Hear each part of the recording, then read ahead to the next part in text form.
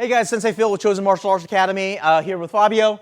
Today I wanted to talk to you about moving around in terms of whether it's combat sports or self-defense. This is a very important topic that a lot of times people will forget or they'll just gloss over. They won't think about it at all. They're thinking of like, what's the technique I can use if someone attacks me this way or if I get down in a choke or whatever, right? But there's a lot of things before and after that, right? You think about a sandwich, right? There's a lot of meat. People are thinking about the pastrami.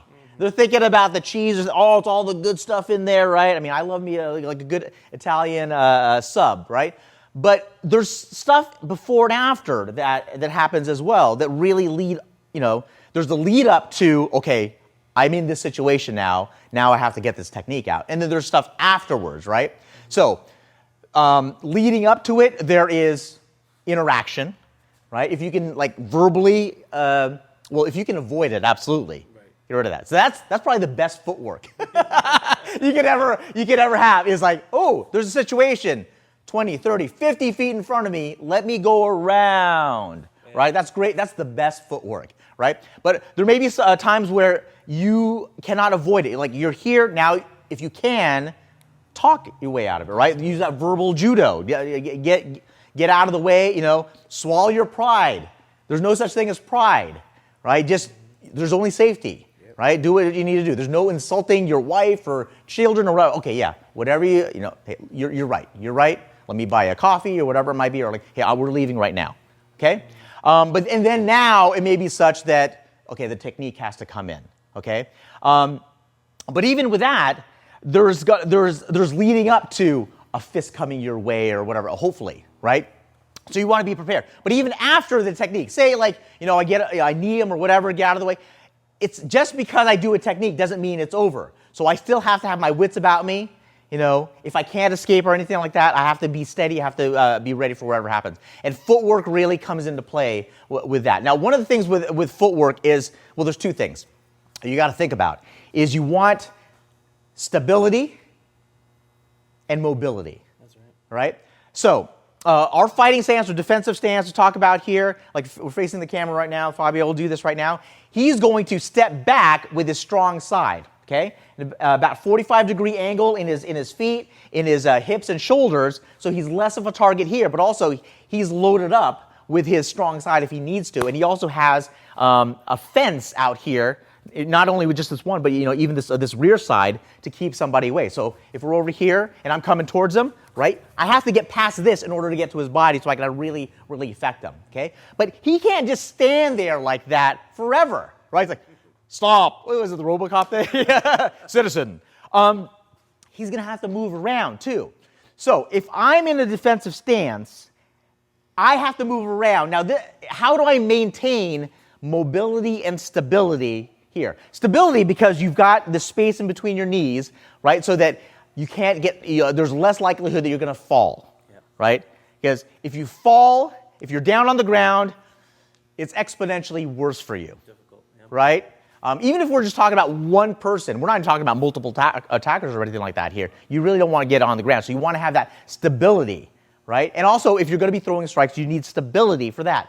But it doesn't all happen. This is not Rock'em Sock'em Robots, right? We're not just in one place over here doing this, right? We got to move around. So we need mobility as well. Mobility is important just so we can get more advantageous positions as far as angles, escaping, running, mobility, right?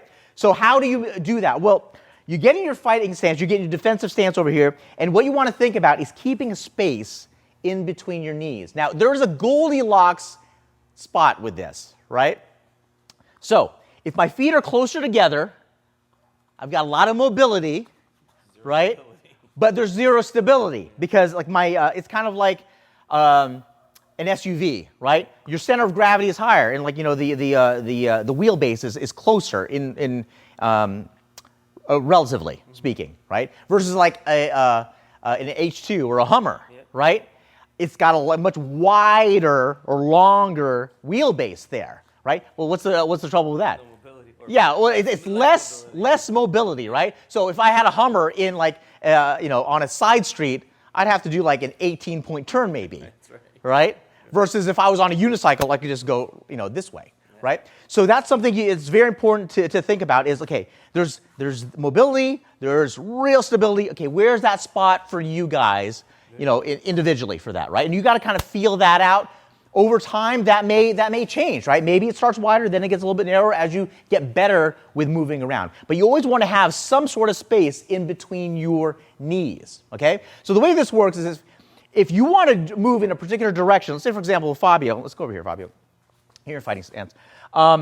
If I am an attacker on him and he sees me coming in, he wants to move backwards, right? But he still wants to maintain the space in between his knees. If he starts off moving first with his this foot here, you see that? The space between his knees goes away. Now he's less stable, right? Especially if I come in on him. So if he's coming there, he starts in, Start with the other one. Okay. Come in here. Oh, I can take him down pretty easily, right? More easily. But if he starts with his rear foot, if he wants to go backwards, you see that space he's got in there? And then this one catches up kind of, afterwards.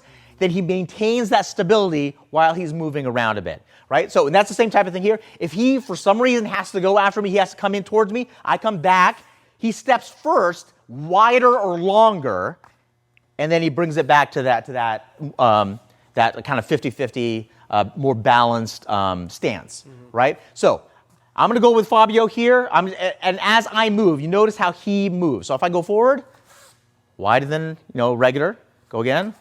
Wider than regular. If I come back this way, wider than regular, this way. The same thing to the side too. So we'll just do it this way. If I go to the side over here and he wants to stay with me for some reason, I go this way, he goes wider and then brings it back. If you go this way, you see that? Just like that. Okay, so there's always that maintaining of that space in between the knees there. So that's the basic footwork. You want to give that a try. And you more advanced is you can start doing pivoting as well, right? So you're not always going to be on this like two-dimensional axis, X and Y kind of a thing, right? You want to be able to move around this way, and that's where you get pivoting, where on this lead foot or sometimes even on the rear foot, you think about like a clock face, right? This is the center of the clock, and then here, that goes around this way, okay? So those are the basics of footwork, and you really want to start incorporating that into the way you move. Defenses, don't think about just punches and kicks and techniques and stuff. It's the footwork here is going to give you a better chance of landing those techniques, of executing those techniques. So you don't want to just kind of brush this aside, right? A lot of times whenever we're sparring here, we get into training, I just tell them, start moving. Move around, focus on your footwork, and then secondarily, get your weapons in there, get your strikes, get all the other things. Make sense? That's right. Cool. All right, this is Sensei Phil with Chosen Martial Arts. Talk to you next time.